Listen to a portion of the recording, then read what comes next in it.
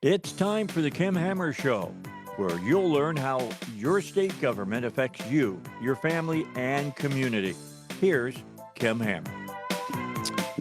All right. Thank you for being with us here today. Obviously, I am not Kim Hammer, the great Kim Hammer, but I am Jason Rapert and a good friend of Kim's and serve in the state Senate here and do a number of different things. And Kim is actually out today. Kim, as many of you know, is also a minister, and he's performing a funeral service for a good friend of theirs, and so we want to extend our condolences and best wishes to them, and thank Kim for having me on here today and allow me to bring on a special guest, Jerry Cox. Before I get to talking with Jerry, I just want to tell people we appreciate Kim Hammer and what he does by putting this show on Saturdays, and so I encourage you, if you're watching this online or if you're listening to it on the radio, go out to the Kim Hammer Show on Facebook and share that with all of your friends and mark that for them, because on Saturdays at noon, many people are driving around Arkansas, driving around the state. This is a good place for you to get caught up on important issues for our state and, frankly, for our country. And so we just want to thank Kim Hammer for what he does, and 101.FM, The Answer, for being his home for that program. And have to say, we're here in the studio of Dave Ellswick, which is also a wonderful conservative voice as well.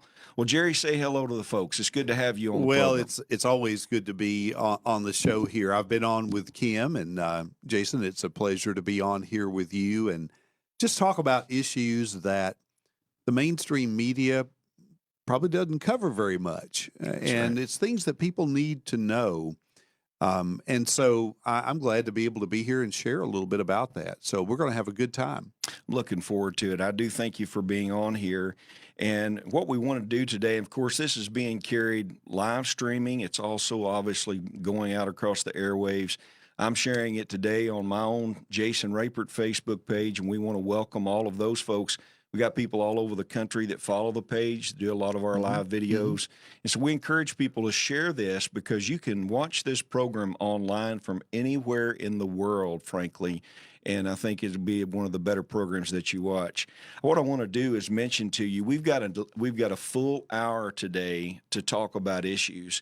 And so I want to go ahead and mention to the listeners to write down this number. You might want to call in. We're going to open the last portion of the program up to calls. Be happy to take your questions. We're going to be talking about pro-life issues, hate crimes legislation, the future of America as it relates to this presidential election. How much time did you say we have? We only have an hour, but I wish we had 3. We probably could go 3 hours with this today.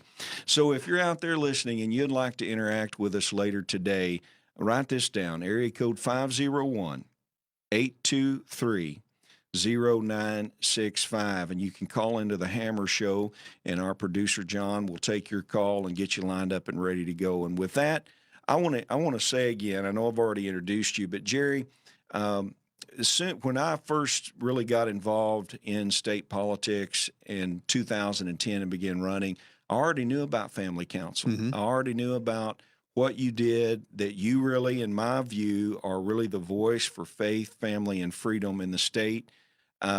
Just, if you will, so that I don't misstate anything, tell us how long that you've had Arkansas Family Council, and just give us the highlights of that, because you have always been involved in the forefront, and I think you're one of the calmest voices in public policy, and you are steady, and you have tremendous strength on the issues. Well, I appreciate those kind words, Jason. You just should see me behind closed doors. I'm not very calm sometimes when things don't go right. But no, I do appreciate those kind words. Back in the 1980s, I really saw a need for there to be a multi-issue pro-family organization that would uphold biblical principles. And so I looked around, and there just wasn't that much going on at that time. And so I linked up with an organization called Focus on the Family and Dr. James Dobson. They were looking at doing some work at the state level. The only thing is, they said, well, we're not going to give you any money, and we're not going to tell you what to do, but we will give you our blessing if you want to start an organization. Wow. And so I launched Family Council in 1989 out of a corner of my bedroom with a little desk, and A 50 megabyte, not gigabyte, 50 megabyte computer. And, I just started going out to the Capitol and lobbying. That was when Bill Clinton was governor. And let me tell you, it was different, a lot different than it is now. There were probably two Republicans in the Senate and maybe 5 or 6 in the House, and it was a machine. It really was. Wow. Well, 1989, so 31 years. Yes. That you've been at this. Yeah. And really, I quote my friend Mike Huckabee quite often. He said to me one day, he said, Jerry, this is not an event. Politics is not an event. It's a process. And boy, did we ever learn that, because it took us 10 years to pass one informed consent abortion bill. They just defeated us time after time, rubbed our nose in it, but we just kept coming back. And I was told that one of the ACLU lawyers even said of the pro-lifers, they just keep coming. Mm-hmm. They just keep coming. And you know what? As long as we do that, we're going to come out on top. We're going to win if we just keep trying. And so we don't get everything we want, but Jason, the legislature in the past 4 sessions has passed 33 really good pro-life laws. 33. Yeah. And it took us 10 years on one bill years ago. And you guys have passed 33 in the last 4 sessions. We're very proud. And that really gets us right into the first topic that I really want to talk about is the pro-life issue. And, as you know, I speak in a lot of churches still yet myself. Mm-hmm. And Jerry, I always think about Daniel chapter 3. Mm-hmm. All right. Yeah. And you think about what's going on in America. You think about the obstacles that we face, and you really think about the fact that we're in a time and a season that's unprecedented in our country, where there is a negative in many circles, especially in some of the urban areas.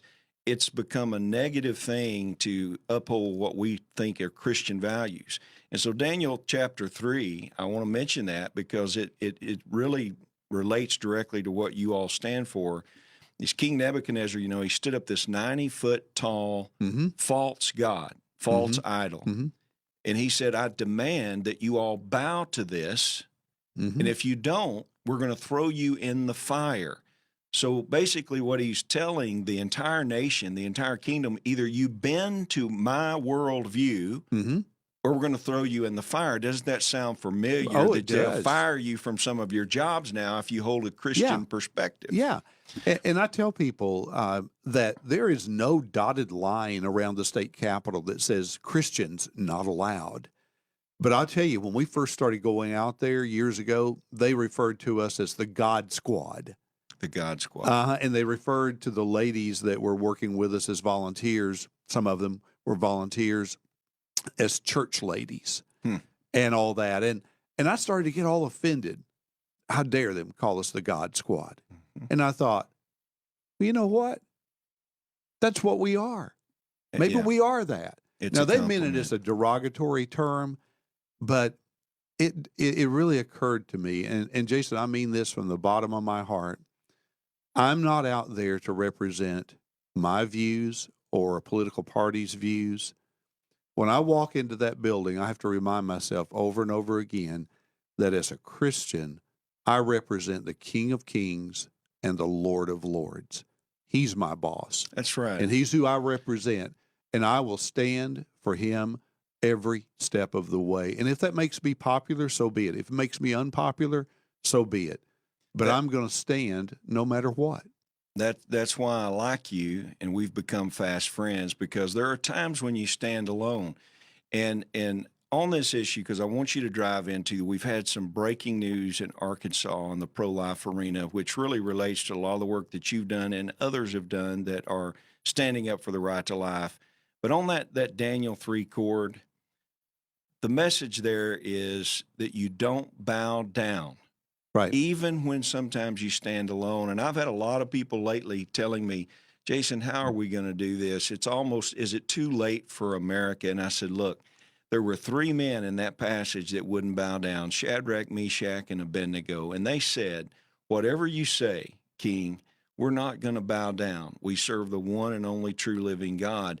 And in our culture, and this is what I wanted to get out, in our culture, we have had some false gods that have been stood up in our culture, and we're being told that you're going to bow to these, be it either the abortion issue, be it the gay marriage issue, which Correct. Christians hold up for traditional marriage. And they've stood these up. And what I've said, there may be things in the Bible that relate to political or social issues where people say there's no clarity on this. But I can tell you what, that the Bible says, thou shalt not kill. Right. The Bible also says that God hates those who shed innocent blood. That's and right. as it relates to marriage, he created male and female, created Correct. he them. And so I've told people that we have two major false gods that have been stood up in this nation, the false god to abortion and the false god, frankly, to the LGBTQ movement. Now, look, we don't hate anyone. Right. But we have values for these. So in light of that standing up, and in light of the nature of these false gods that really have been created, talk to people about the breaking news in Arkansas as it relates to the pro-life issue. Arkansas is the most pro-life state in the nation. I'm going to say it again. That's fantastic. I wish I had an I'm applause going to say it button. again. I'm going to say it again. Arkansas is the most pro-life state in the nation. We are number one. We are the most pro-life place in America. And this is a goal that we set. set. And that was announced, though, because you're saying this, some people don't know, this was, you had the president of Americans United for Life that flew down to make this announcement, right? Americans United for Life ranks all the states around the country as to how pro-life they are. And Arkansas, many people don't know it, has been in the top 5 for the past 5 or 6 years. And for the last 2 years, we've been number 2. I don't like being second, Jason. Right. You know, and so this year we moved up to number 1. And I stood in the rotunda of the Capitol, and Jason, you were there, a number of other people. And when I said Arkansas is the most pro-life state in America, and I heard my words echo up through that dome there in the rotunda, right, it really pierced my heart. And I thought, by the grace of God, we've done it. That's right. We have made Arkansas the most pro-life state in the nation. And that's a goal that we set 10 years ago to try to make Arkansas the most pro-life state. And working with you guys at the legislature, working with the governor, the attorney general, and just regular folks all around the state. I said, nobody can take credit alone for Arkansas being the most pro-life state, but everybody who is pro-life shares in that great news. If you've talked about this with your kids, if you're a pastor and you preached about it, if your church has taken a stand, if you've been involved with a pregnancy center out here to help girls with unplanned pregnancies, adoption agencies, I could just keep listing. It is an effort like nothing else that I have ever seen. And Arkansas Right to Life has been in this fight for 40 years. I've been in it for over 30 years. And, you know, the Bible talks about not being weary in well-doing. Well, at times we do get weary. That's right. But we just keep on going. We just keep on trying. And it has paid off. And, but, you know, Jason, let me give you some better news. I got better news. What's that? Better news. Since the year 2000, the abortion rate in Arkansas has been cut in half. That's fantastic. That's real little boys and little girls that are likely now living now because that mother did not choose abortion. She chose life. Yes. And they're here. And as you know, I've got to meet one of those little boys. You did, yes. And so that is big news. What changed in Arkansas that has allowed you to see this success? Because you've been here for 31 years. Well, so what has changed that success? Elections matter. They just flat out do. I remember in 2011, we introduced, I believe it was 10 pro-life bills. And they would pass the Senate, and they went to the House Public Health Committee, and the chairman of the House Public Health Committee shepherded the death of every one of those bills except one. Interesting. And I said, you know what? We're going to file as many pro-life bills as we can. And if that individual that's chairing that committee wants to kill all these bills, then they'll have to live with that. You know, it just dawned on me that one of those former House public health chairs was my second opponent, I believe. You know, I've had 4 elections, and my second opponent, and I won't call her name, it's been a long time. Right. But she did. She killed many of those bills. Well, and back then, the governor's office would have their people in there, and it would be a setup. The chair of the committee would say, anyone from the governor's office here want to speak on this bill? And they would stand up and say, this is unconstitutional. Anyone from the attorney general's office want to speak? And they were not pro-life, and they would stand up. Their attorneys would stand up, and then the lawmakers would vote our bills down. And it was just hard. But that was the breakthrough. After 2011, then it was like something changed in the heavenlies, I believe. And all of a sudden, we were able to get half a dozen bills passed, 6 or 8 bills passed, maybe even close to 10 bills passed in some sessions. So in the past 4 sessions, 33 pro-life bills. And that was in the 13, 15, 17, and 19 sessions. So really, since 2013, 33 pro-life bills. That's why Arkansas is ranked number 1 now, is because we've done that. You know, it just dawned on me, and of course, I've got a lot of people that reach into me that are not purely political, but they're very spiritual, a lot of preachers. And when you begin to say this, I mean, frankly, I was reminded but encouraged here sitting in the chair with you. I had some folks reach out to me about what they termed as a prophetic word back a few years ago in Arkansas, and it was this: as goes Arkansas, so goes the nation. So we're sitting here, you have just told us that Arkansas has gone even more pro-life, to the point that a 50 state ranking that's released is that we're now the most pro-life state in the country. The other thing is, you know, is that you were helpful. We passed the first heartbeat bill that passed in the nation in 2013. Mm-hmm. Yes. And now 10 more states have come out for that. And we're going to be passing more legislation. I have confidence that we are going to pass a law coming up in January. And I thank Representative Mary Bentley and you and others that are signing on. By the way, we're getting many co-sponsors. Great. Which says that we're going to end abortion in Arkansas except to save the life of the mother. Now, people immediately challenge us, but from your perspective, why is it important that we keep striving to go further and further? I know it's to save lives, but explain to people the strategy of that. If you don't have a bill that challenges, you can never have a decision. Is that correct?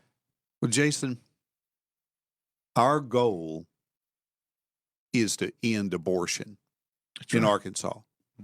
Our goal is not to fight it. Our goal is to end it. Now, we have to fight it, but that's not the goal. The goal is to end it. Well, if you're going to end it, then it's a war with many fronts. It's the pregnancy centers. It's the people that pray in front of the abortion clinics. And it's our good lawmakers that pass laws that serve as a guide for how we ought to be. And so we've been saying for about 40 years that abortion ought to be illegal in Arkansas, haven't we? We've been saying it. We've been saying it. Well, let's just quit saying it and let's just go do it. How about that? Let's just go do it. And sure, Planned Parenthood, ACLU, they're going to have a conniption. They're probably going to file lawsuits and all that. But let me tell you, the courts are more favorable to pro-life than they have been in my lifetime. And I'm 69 years old. I believe the courts are more favorable right now than they have ever been. And so it's time. I agree with you. You know, as I'm sitting here listening to this, when I first got started, the number of abortions only in America was about 50 million. Mm-hmm. That number now is 60 million. And I can remember sitting across from people discussing and debating this issue. And I said, when is enough enough? Yeah. Isn't it interesting that we're now on almost the end of 2020? We've had this horrible pandemic.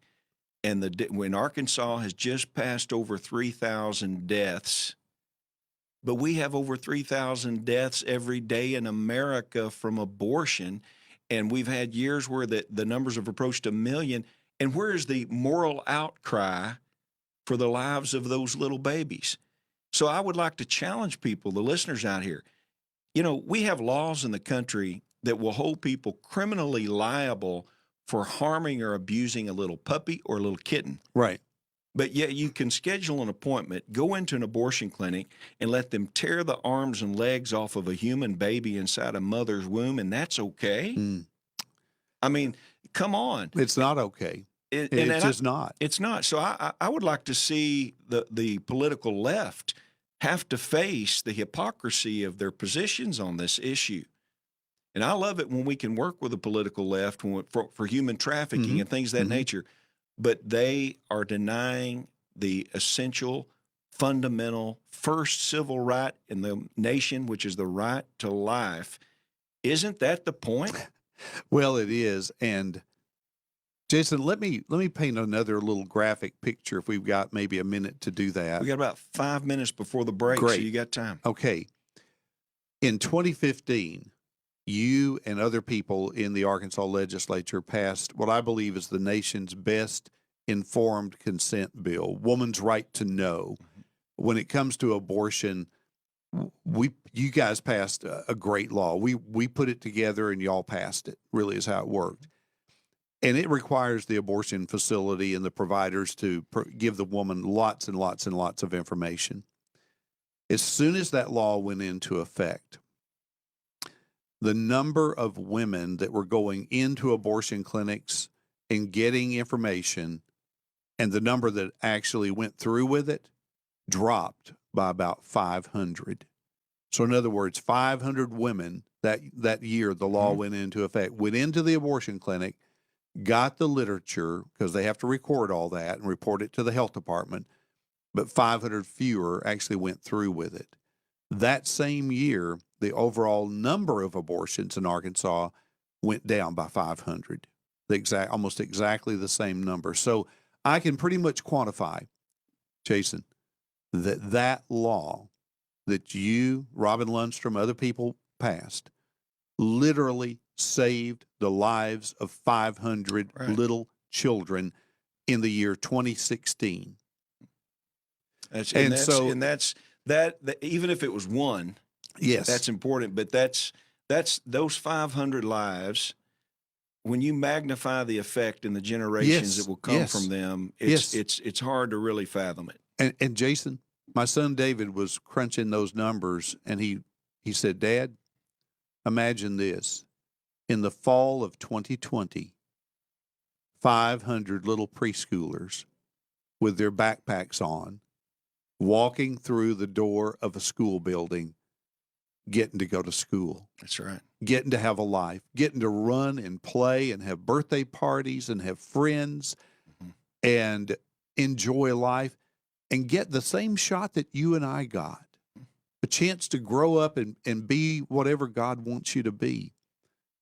Jason, that's why we're in this fight. It is. That is why we're in this fight, is they are worth it. And that good law didn't just save 500 that year.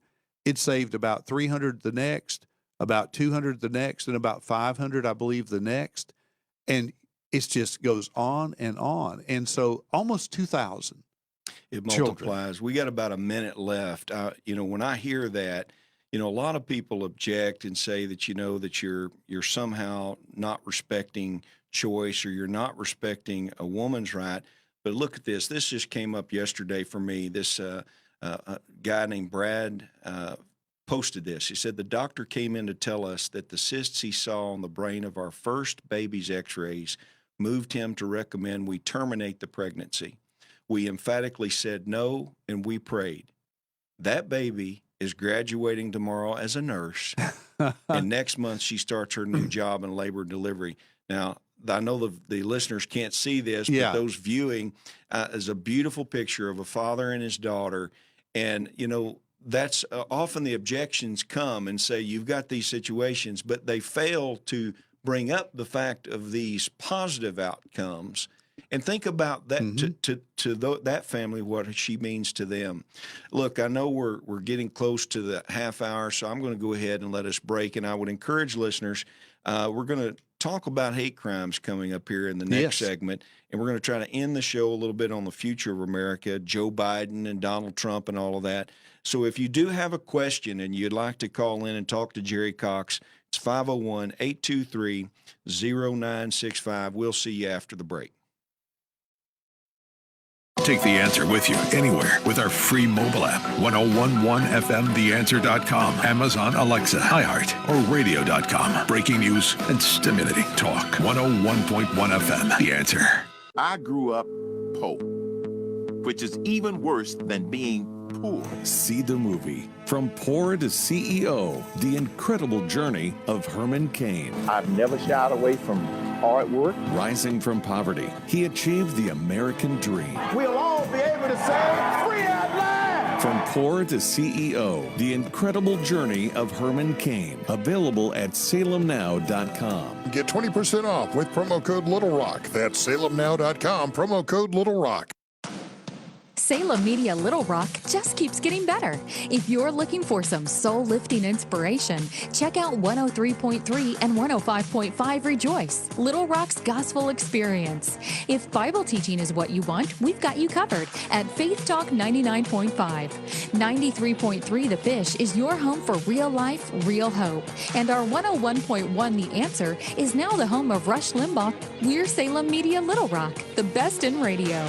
Take The Answer with you anywhere with our free mobile app. 1011FMTheAnswer.com. Tune in, iHeart, or radio.com. Breaking news and stimulating talk. 101.1 FM. The Answer. This is Albert Mohler for townhall.com. Attorney General William Barr has announced that he is resigning effective December 23rd. He will go down in history as both the 77th and the 85th Attorney General of the United States. He was a very loyal Attorney General, but it's also clear that he got crosswise with President Trump. Attorney General Barr is going to be known in history for his defense of religious liberty in the face of an increasingly hostile secular culture. In October of 2019, the Attorney General delivered an address at the University of Notre Dame. The framers' view, he said, was that free government was only suitable and sustainable for a religious people, a people who recognized that there was a transcendent moral order antecedent to both the state and man-made law. He's referring to an enduring moral law that exists even before the U.S. Constitution. Those are fighting words from a sitting Attorney General. Attorney General William Barr will be missed. I'm Albert Mohler. The Pepperdine Graduate School of Public Policy. Learn more at publicpolicy.pepperdine.edu. God bless us, everyone. What's the biggest blessing you can imagine this Christmas season? How about having your mortgage or rent paid for in 2021? It's possible when you enter the Christmas Mortgage Miracle Sweepstakes. Enter once a day to increase your opportunities to win. See rules and conditions for details. Merry Christmas. God bless us. Enter the Christmas Mortgage Miracle Sweepstakes. Visit 1011FMTheAnswer.com. That's 1011FMTheAnswer.com. Well, welcome back to the show. And we've had a great first half of the show today. And Jerry, so many more things that we'd love to say about the pro-life arena. But I do want to say, first of all, thank you to every single person that is a supporter of Family Council. Yes, absolutely. That invests in life, invests in faith and freedom. And I encourage you to go out and visit their website, become engaged with them, and you're going to see great policy analysis. You're going to see also just great coverage of issues that I think are important to every single Christian in America. So I want to thank you for supporting them. And I also want to say special thanks to all the legislators that take the stand. There are 135 total legislators in Arkansas. And I want to issue a challenge out there, a friendly challenge. We're the most pro-life state now in the country. People are watching Arkansas. SB 6 that's coming up says that we strive to abolish abortion in our state. We know there'll be a fight, but we've won other fights. And we've seen the abortion rates come down. So I don't know if Governor Asa Hutchinson is listening, but it's important that Governor Asa Hutchinson stand with the legislature and stand for life. Don't water down a bill. Don't make it just something in name only, but we need to stand up. There is no life that's unimportant. We've had a year of Black Lives Matter and all of these protests. Let me tell you something. I abhor racism.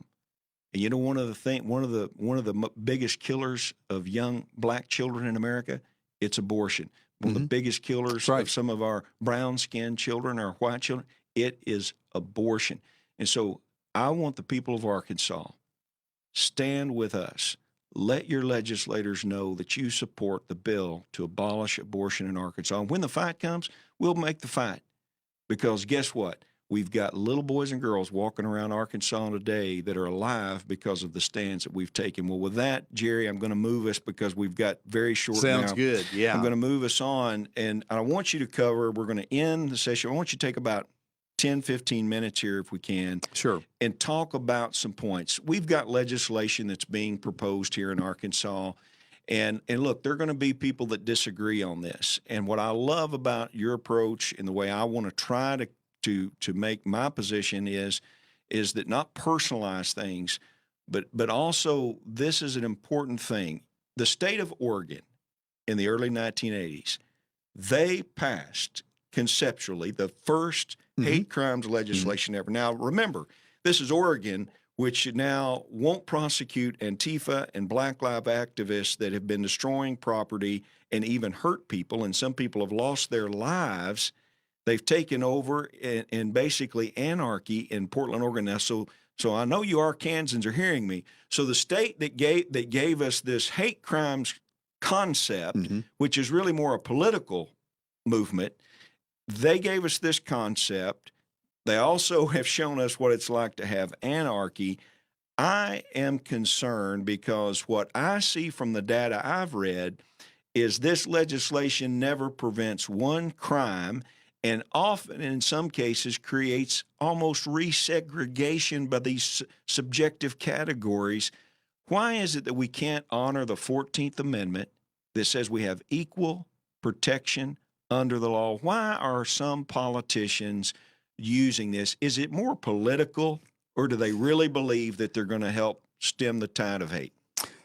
Well, Jason, I have my own personal thoughts about why people are doing this hate crimes law, but let's back up a minute and just let me drive this stake in the ground and say this, that first of all, I wish we could pass a law that would stop hatred, stop bigotry, stop racism, stop, people hurting other people, targeting people. I wish we could pass a law that would put a stop to that.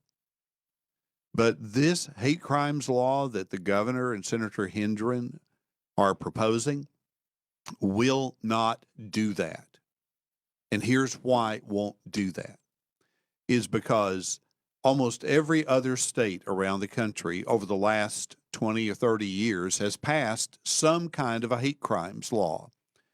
And as far as we can tell, these laws have never been even one smidgen of deterrent against people going to a Walmart and shooting a bunch of people, or the police getting a guy out and putting their knee on his neck and him dying, or them kicking down a door and shooting an innocent person. Those states where all that kind of stuff has gone on all have hate crimes laws. That's right. It hasn't made any difference.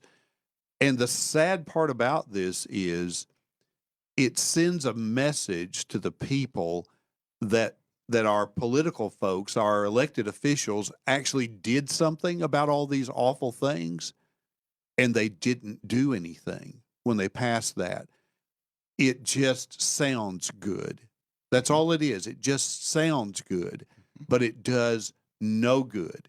Because additionally, aside from the state laws that were passed, there already is federal legislation, Correct. Federal hate crimes legislation Correct. in place. Correct. So the federal legislation, how is it that we perceive we're going to provide even more protection than the federal legislation? That's a great question. It's not. In fact, I want to invoke this for you as you're talking about this because it supports what you say.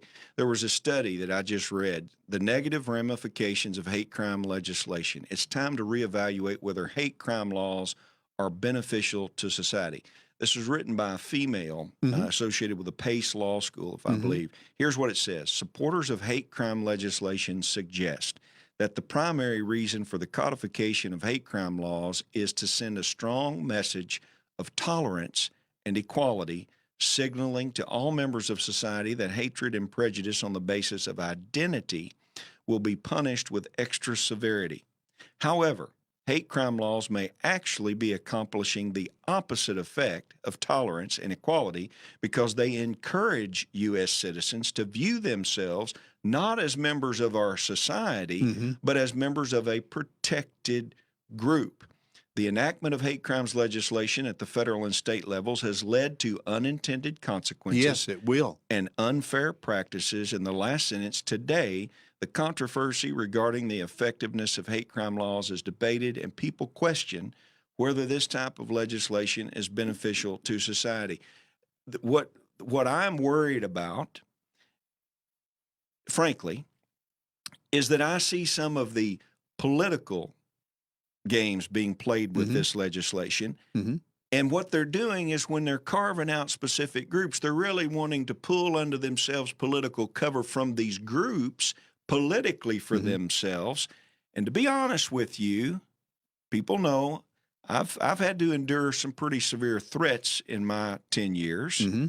I had an Antifa member that had a threat turned in. That Antifa member, I didn't even know this. A lady sent this to me, and she literally said in writing, we're going to come and consume you, eat you alive in front of your family, and kill you, and that there are groups planning your demise. Now, I ask my colleagues that are out here posturing, is this not a form of hate against me? But see, look at me. I'm not one of their special groups. What about when I was in the hospital with COVID-19 in July, and the political left literally sent me voicemails, Jerry, that said it would be good for you to die to prove and teach the Republicans a lesson. Now, I don't see them saying they want Republicans as a special category that's protected. And here's my point.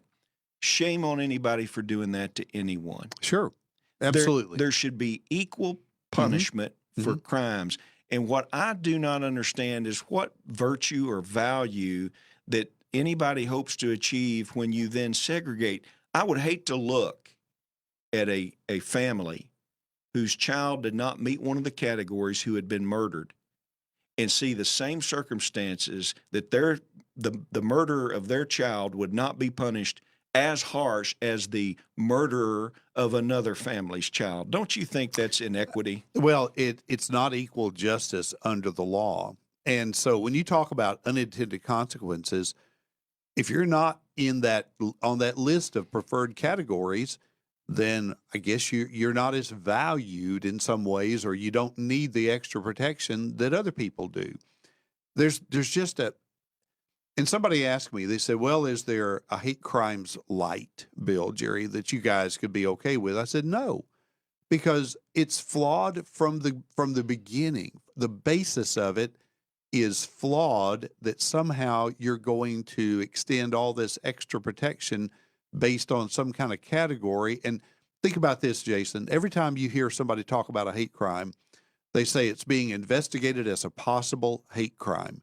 That means they got to get inside your head, get inside your thoughts, see what books you've read, what you've been looking at on the internet, what clubs you're a part of, and they piece together some kind of a puzzle, and they say, it's a hate crime. We know it is now. And I'm like, listen, if I go out here and spray graffiti on the side of a building, I ought to be punished for spraying graffiti on there. That's what I ought to be punished for. And if the punishment is not severe enough, then raise the penalty for that. That's right. But you don't have to make it a hate crime. You know, and this hate crimes becomes a slippery slope because, for instance, I few years ago, I was asked to preach in Toronto, Canada, and I've also preached in Quebec and Montreal.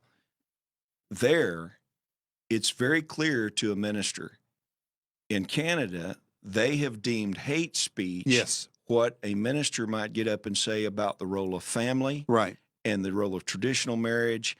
Is this not also a danger? It absolutely is, because think about the cancel culture that we are in right now, where every time somebody gets offended, then they immediately accuse the other party of hate. It's always hate. And so if you pass a hate crimes law, you watch. Every time somebody gets offended, they're going to holler hate crime. And that's what they're going to do. And they're going to come back. The cancel culture will come back every legislative session, and they will try to add on to whatever kind of hate crimes law that gets passed. And we're already seeing that in Fayetteville and Little Rock. They've already passed ordinances that create fines for so-called hate crimes in Little Rock and Fayetteville. So the actions of individuals that are filing these bills has emboldened liberal city councils around the state to do that. That's very scary. Really, it is. You know, because this is where, and people say, oh, they would never touch the Bible. Let me tell you something. What the danger is, who is defining what is hate? You and I are Christians. The vast majority of people that are in Arkansas are Christians. Right. Now, the Bible is clear on certain issues that it deems as sin. Romans chapter 1 comes right against, and it's interesting that one of the op-eds that was recently written said, we actually specifically want to protect the LGBTQ with this legislation. Now, let me ask you something. When you say that, you're saying that the preacher standing in the pulpit that says a man shouldn't lie with a man in sexual intercourse in Romans chapter 1, you're saying that's hatred. And God forbid there be an accident where the preacher happens to somehow, something happens, and these hypotheticals are dangerous because you could go anywhere with them. Right. But what happens, they say, oh, he's a preacher. I bet you that this was not an accident. This was intentional. And here you have the danger that comes. Don't you think that preachers and churches ought to get involved in this discussion? They absolutely should, Jason. And let me make it very clear. Everybody ought to be protected against violence. Everybody ought to be protected equally against evildoers, people that target and hurt other people. That's right. I mean, our laws, and you know, we have laws in place where the penalties can be increased based on the nature of the crime and all of those things. And so I would maintain that a hate crimes law is absolutely unnecessary. It's ineffective, totally ineffective at doing anything. And it comes with unintended consequences because we don't need a government that does thought policing. And that's what it requires.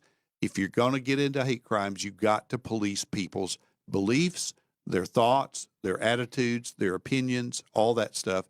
And I was taught when I was a kid that it was those evil totalitarian countries that punished people for what they think. That's right. Not America. And so if we cross that threshold, that's a dangerous thing. So, Jerry, tell people how they can have a voice. I think that you all have an online signature petition that's going that they can sign. Tell people about that. We've got about 10 minutes left. And what I'm going to do, if anybody's out there and you say, hey, I've got a question I want to talk, we're going to talk about the president here in a minute, but they can call 823-0965. That's 501-823-0965. And I want to make sure that you tell people how to get involved, and then we'll begin to end the show. Well, let me tell you, first thing they need to do is they need to talk to their state senator and their state representative, and they need to bend their ear thoroughly, and they need to keep talking to them all through January, February, as this issue is being debated, because you may talk to them once and they may say, yeah, I'm with you, and then 3 or 4 weeks later, they've switched positions. And so you got to stay close to them and keep talking to them. The other thing that you can do is go to familycouncil.org and just reach out to us and say, I want to do something about this. And we can connect you with a petition that we're having people sign. But also, we have a rapid response network. One lady thought it was rabid response, but it's rapid as in quick network. And you can sign up to be on that. And we'll give you alerts, and you can call your state rep and the governor and other people about all these issues that are coming along. It's a great tool, and it's a way for people to make a difference. Well, thanks for sharing all that. I hope people will reach out to you. And we're going to transition here and talk a little bit about what's going on in the country. But I also want to make mention, I want to thank you. You came down and was a part of the inaugural meeting for the National Association of Christian Lawmakers. Yes. And I thank you for doing that. And well, I thank you for setting it up and leading it. Well, you know, that's the heavy lifting. All I did was show up. Well, we're very excited about it. I encourage listeners to go out to ChristianLawmakers.com, read a little bit about what this is. The bottom line is, if you want to have good government, you need to have good people in it. Mm-hmm. And just like John Jay, who was the first Chief Justice of the United States Supreme Court appointed by George Washington, he said, it is the duty and privilege for us to select Christians to be our rulers. Now, he used the term rulers, but being our elected officials. And so the National Association of Christian Lawmakers seeks to bring together Christian lawmakers from the state, federal, and even local levels together to debate the policy issues facing our country from a biblical worldview and to take a stand for God and country. And what's great is not only are lawmakers involved, but we've got a lot of supporters. So we encourage you to go out to ChristianLawmakers.com. Well, in the last few minutes here, we've just come through one of the most contentious presidential elections in our history. They say we've had the largest voter turnout in our history as far as numerical. They say that, though many people challenge that all those votes were accurate. I think they're very valid. Senator Rand Paul has said there has been election fraud, at least in a few states. Give us your thoughts on the presidential election, where we're headed with this situation, and what is the implication for the conservative and the Christian worldview if Biden is actually inaugurated. Well, if Joe Biden becomes president, which it appears that we're on track for that to happen, and the Republicans lose those Senate races down in Georgia the first week of January, I think for Christians and conservatives and our usual way of having government and all that, that's out the window. I think the left is going to be like hogs to the trough when it comes to their policies.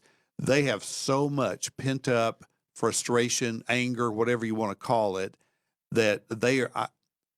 Jason, I wouldn't put it past them to try to stack the Supreme Court. They've promised, they say they're going to do that. I wouldn't put it past them to try to add Washington, D.C. and Puerto Rico as states so they can increase the number of more left-leaning people in the Senate. I wouldn't put it past them to just go crazy when it comes to the courts out here, the federal courts. Do you know why a bunch of your good pro-life laws have been upheld? It's because Trump appointees are on the Eighth Circuit Court of Appeals, and they turned back Judge Christine Baker she overturned your good laws that you got passed, the ones we got passed. It's Trump appointees that are making a difference. Imagine what Biden appointees are going to be like. And so the damage will be severe if we lose that firewall in the Senate. If we keep the firewall in the Senate, then it's not as bad. But I was in a meeting with some people just yesterday, and they said, we are worried, concerned about the executive orders that President Biden will issue. All that bathroom business that we had to deal with Obama, where they're going to put boys and girls in school in the same dressing room. Give me a break. But it's that kind of nonsense that will come right back at us because it'll be Obama orders on steroids. That's I right. fear. Well, they've promised all this, and we've got about 5 minutes left in the show, and I agree with everything that you've just stated. You know, it's something, as you know, I have been sued in federal court. In fact, we were just talking as we go in here. I just got a message from a friend in Oklahoma. Apparently, the atheists had put out a national message about me and said, an infamous Christian nationalist lawmaker, and they said there's a lot of bad ones, but Rapert is one of the worst of the worst. And you know what? I'm not seeking to get their anger, but why are they so angry that I simply stand up for the values of the people that have asked me to stand up and take those stands? And here's something interesting. You know, number one, I was drugged into federal court for a deposition on the Ten Commandments. Right. The lawyer said, you know, Jason, most attorneys never have this opportunity to sit down at a table in opposition to these 5 litigants: the American Humanists, the American Atheists, the Freedom from Religion Foundation, the ACLU, and the Satanic Temple, all at the same time.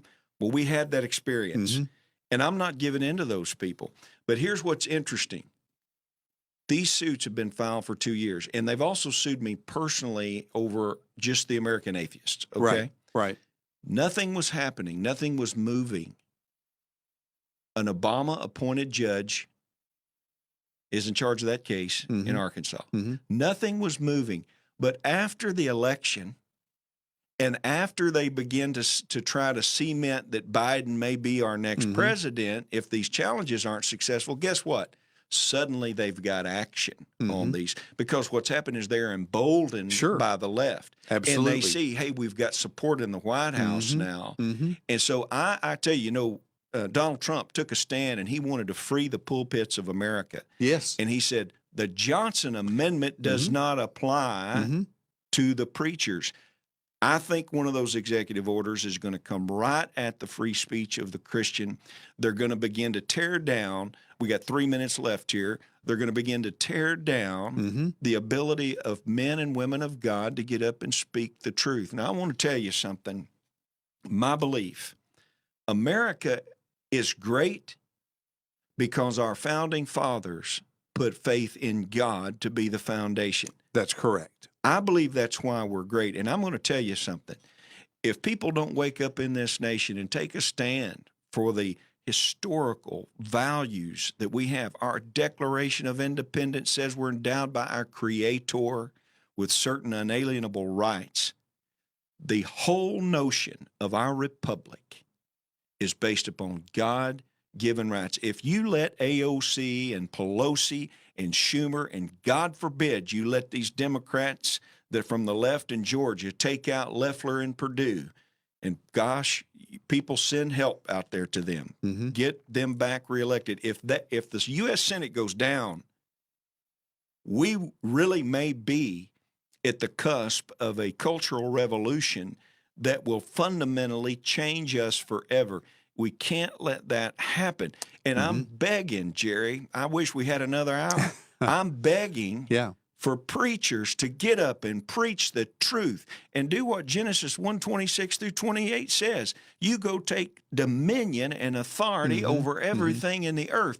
Quit hiding behind the 4 walls and come out down here with Jerry Cox and other people that are taking a stand for faith and freedom, and absolutely stand up for God and country. You got 1 minute, couple closing comments. Imagine what the legislature would be like if 500 pastors came to the Capitol over and over again and said, we believe that righteousness exalts a nation, and we want you all as lawmakers to just vote that way. If you want to have a godly country with godly laws, you've got to elect godly leaders. Thank you for being with us today on the Kim Hammer Show. Well, thank you, Jerry, for being here. It's a pleasure. And we appreciate Kim Hammer for doing this every week. God bless you. God bless the state of Arkansas. And God bless the United States of America.